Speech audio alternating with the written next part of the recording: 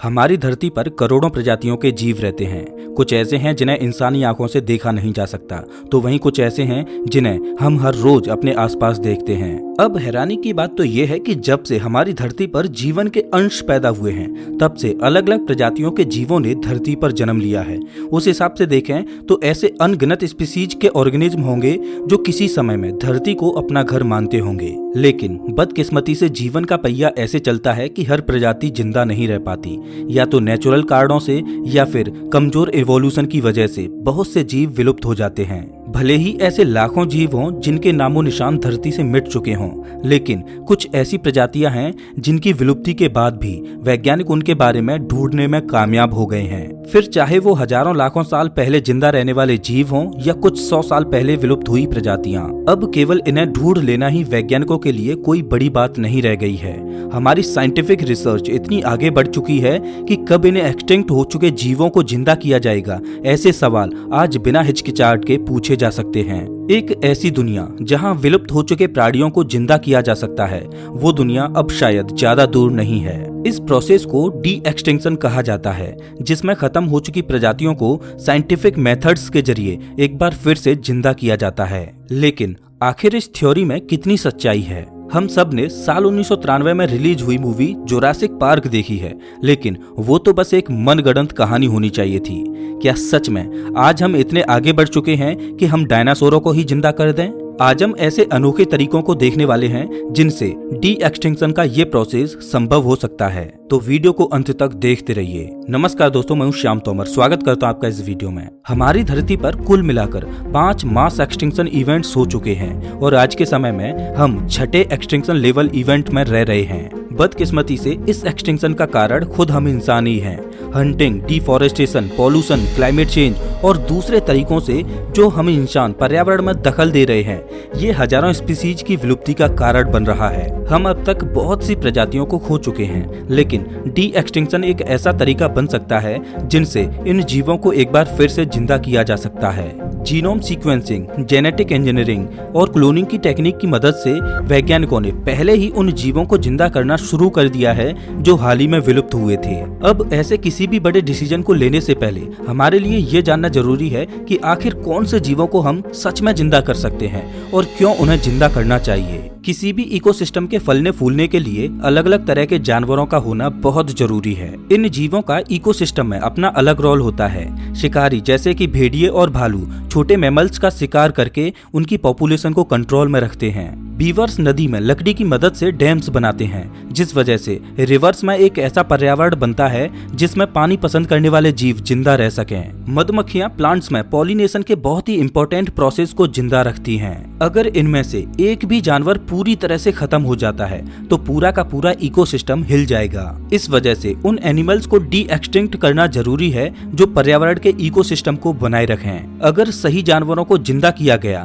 तो शायद हम इकोसिस्टम को और ज्यादा हेल्दी बना पाएंगे। एक और बड़ी वजह है जिसके लिए वैज्ञानिक इन विलुप्त हो चुके जीवों को जिंदा करना चाहते हैं। बहुत सी दवाइयां और टेक्नोलॉजिकल इन्वेंशंस जो आज हम इस्तेमाल करते हैं, वो नेचर के जरिए ही हमें विरासत में मिले हैं। विलुप्त हो चुके जानवर कुछ बहुत ही जरूरी सवालों के जवाब देने में हमारी मदद कर सकते हैं। ये जरूरी नहीं है कि हमें उन्हीं जानवरों को जिंदा करना चाहिए जो हजारों लाखों साल पहले इस धरती पर जिंदा घूमा करते थे। ऐसे बहुत से जीव हैं जिनकी विलुप्ति का कारण हम इंसान हैं, इसीलिए सबसे पहले उन्हें जिंदा करना बहुत जरूरी है। आज के समय में जो एक्सटिंक्शन रेट है वो पहले के मुकाबले 1000 गुना ज्यादा तेज है और इसकी मेजर वजह प्लानेट की डोमिनेंट स्पीसीज यानी कि हम इंसान हैं। हमें बहुत सी गलतियां सुधारनी होंगी, लेकिन इसके साथ ही हमें सच का भी सामना करना होगा। हम हर एक एक्सटिंक्ट हो चुके जीव को जिंदा नहीं कर सकते। आज की डी एक्सटिंक्शन टेक्नोलॉजी भारी मात्रा में डीएनए और अच्छे से प्रिजर्व किए गए टिश्यूज पर डिपेंड करती है।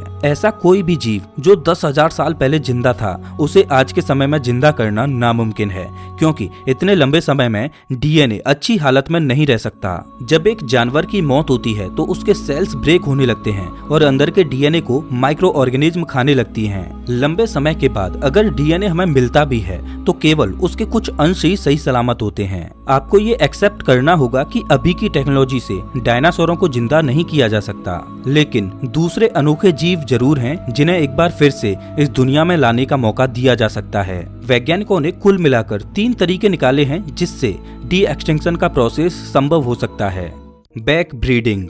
अगर हमारे पास बहुत सारा वक्त हो तो बैक ब्रीडिंग की टेक्निक से हम विलुप्त हो चुके जीवों को जिंदा कर सकते हैं। एक अच्छी बात यह है कि कहीं न कहीं ये एक नेचुरल प्रोसेस की तरह होगा। बहुत सी स्पीसीज जो आज विलुप्त हो चुकी हैं, उनके शरीर के कुछ अंश आप आज मौजूद जिंदा जीवों में देख सकते हो। इसे समझने के लिए साउथ अफ्रीका में किए गए एक बहुत ही अनोखे एक्सपेरिमेंट के बारे में जानते हैं, जिसमें उन्होंने क्वागा नाम के जीव को जिंदा करने की कोशिश की थी। क्वागा जिब्राज की एक्सटिंक्ट हो चुकी सब स्पीसीज है। क्वागा और जिब्रा कई मामलों में एक जैसे दिखते हैं, लेकिन जहां जिब्राज ब्लैक और व्हाइट कलर की स्ट्रिप्स में कवर होते हैं, वहीं क्वागाज का पिछला हिस्सा ब्राउन कलर का होता है।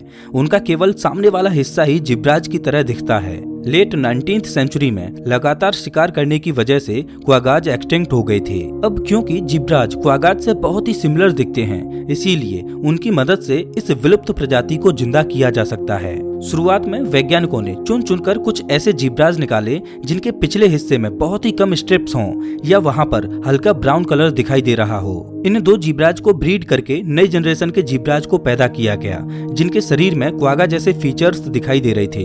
इसके बाद उन्होंने एक बार फिर से ऐसे जिब्रा को ढूंढा जो कुछ % तक क्वागा जैसी कैपेबिलिटी दिखा रहा था और उसे नई जनरेशन के जिब्रा से ब्रीड करवाया। इस प्रोसेस को बार बार दोहराने से हम एक ऐसी प्रजाति को जन्म दे सकते हैं जो क्वागा जैसी दिखाई देती है। बैक ब्रीडिंग का ये प्रोसेस पिछले 30 सालों से डेवलप किया जा रहा है और वैज्ञानिकों ने क्वागा जैसे दिखने वाले जानवरों को सक्सेसफुली प्रोड्यूस भी कर लिया है। अब इससे एग्जैक्टली ये नहीं कह सकते कि हमने विलुप्त प्रजाति को जिंदा कर दिया है, लेकिन तब भी ये डी एक्सटिंक्शन के प्रोसेस के बहुत ही करीब है। अब परेशानी ये है कि बैक ब्रीडिंग प्रोसेस के लिए हमें ऐसी प्रजाति की जरूरत है जो विलुप्त हो चुके जीवों की तरह दिखती हो, जो कि हर मामले में संभव नहीं है। इसके साथ ही ये प्रोसेस काफी लंबा हो सकता है। करीब 10 साल की मेहनत के बाद शायद हमें सफलता मिल सकती है। क्लोनिंग।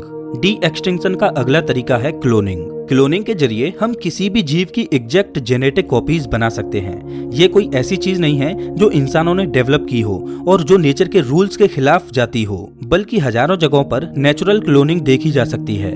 बैक्टीरिया क्लोनिंग के जरिए ही बढ़ते हैं और आइडेंटिकल ट्विंस एक तरह से क्लोन्स ही होते हैं। लेकिन क्लोनिंग को लेबोरेटरीज में भी किया जा सकता है। हमने बहुत से जानवरों की क्लोनिंग की है, जिसमें भैंस, कुत्ते और ऊंट शामिल हैं। लेकिन इस मेथड की मदद से एक्सटिंक्ट हो चुकी स्पीसीज को कैसे जिंदा किया जा सकता है, चलिए जानते हैं। वैज्ञानिकों ने पायरेनियन आइबेक्स प्रजाति की एक फीमेल को इस एक्सपेरिमेंट में इस्तेमाल किया।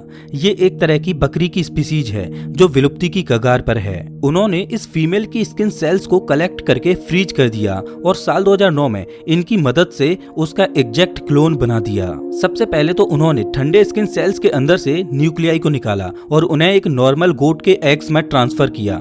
थोड़े केमिकल्स और इलेक्ट्रिसिटी की मदद से फाइनल एम्ब्रियोनिक डेवलपमेंट शुरू हो गया। एक बार जब लैब में ये एम्ब्रियोज बढ़ने लगे तो इन्हें एक मदर गोट में डाल दिया गया। बहुत सारे फेल्ड एक्सपेरिमेंट्स के बाद फाइनली 7 मदर गोट्स प्रेग्नेंट हो पाईं, जो एक्सटेंट हो चुके गोट्स को पैदा कर सकती थीं। लेकिन इन 7 गोट्स में से भी केवल एक ही पैदा हो पाई और वो भी ढंग से श्वास ना लेने की वजह से मर गई। रिजल्ट भले ही जो भी आया हो, ये इस बात का सबूत था कि थोड़ी और इंफॉर्मेशन और टेस्टिंग के साथ हम क्लोनिंग से विलुप्त होने वाली प्रजातियों को जिंदा कर सकते हैं। क्लोनिंग का प्रोसेस ऐसा है जिसमें हर एक स्टेप परफेक्ट होना चाहिए। एक भी जगह चूक होने से पूरा एक्सपेरिमेंट फेल हो सकता है। वैज्ञानिकों ने हार नहीं मानी है, बल्कि वो तो गोट्स के अलावा किसी बहुत ही बड़े जीव को जिंदा करने का प्रयास कर रहे हैं। ये जीव है वॉली मैमथ। आपने सुना ही होगा कि जब इजिप्ट में पिरामिड्स बन रहे थे तब वॉली मैमथ धरती पर घूमा करते थे। आप सोच सकते हो कि वैज्ञानिकों के लिए वॉली मैमथ को जिंदा करना कितना जरूरी है। अब हमने मैमथ के डीएनए को खोज लिया है, लेकिन वक्त के साथ उसके अंश बहुत रूप से डैमेज हो चुके हैं। उनका इस्तेमाल करके हम क्लोनिंग नहीं कर सकते। जापान के कुछ वैज्ञानिकों ने चूहे के डीएनए को इस्तेमाल करके मैमथ के डीएनए को ठीक करने की कोशिश की है, लेकिन हैरानी की बात तो ये है कि माउस के इस डीएनए ने कुछ हद तक मैमथ के डीएनए को ठीक भी कर दिया था। लेकिन बदकिस्मती से मेमथ का डीएनए इतना खराब हो चुका था कि इतने से इसका ठीक होना संभव नहीं। अभी के समय में क्लोनिंग के जरिए मेमथ को जिंदा करना केवल एक सपने जैसा है, लेकिन एक और मेथड है जो कि साइंटिफिक कम्युनिटी में काफी फेमस हो रहा है, जेनेटिक इंजीनियरिंग।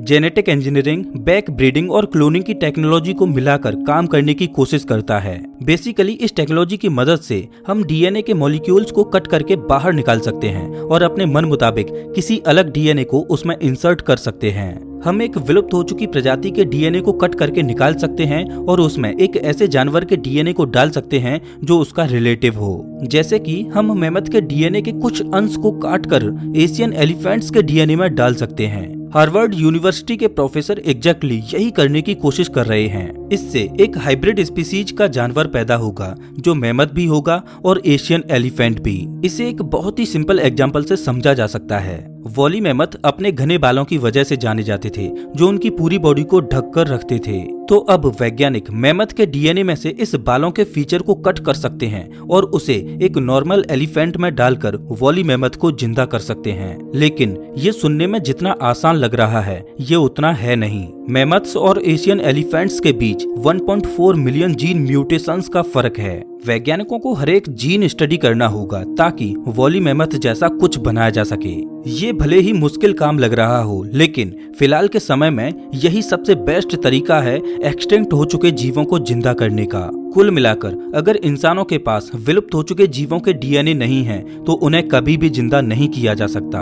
अगर आगे चलकर हम जेनेटिक इंजीनियरिंग के फील्ड में प्रगति कर लेते हैं और विलुप्त प्रजातियों को जिंदा करने में सफल हो जाते हैं तो दूसरे बड़े सवाल हमारे सामने खड़े हो जाएंगे, जैसे कि क्या इस जीव को जिंदा करके हम इकोसिस्टम को अनबैलेंस कर देंगे? इंसानों द्वारा जीवों को जिंदा करना हम समझ सकते हैं, लेकिन जिस प्रजाति को नेचर ने खत्म किया है उसे जिंदा करके शायद हम अपनी ही मौत का कारण बन सकते हैं। दोस्तों, आपको क्या लगता है कि क्या डायनासोरों जैसे जीवों को जिंदा करना सही होगा? तो दोस्तों, इस वीडियो में बस इतना ही। वैसे आप हमारा ये वीडियो कौन से शहर से देख रहे हो मैं कमेंट करके जरूर बताएं। मिलता हूँ मैं आपसे एक नई वीडियो में, तब तक के लिए नमस्कार।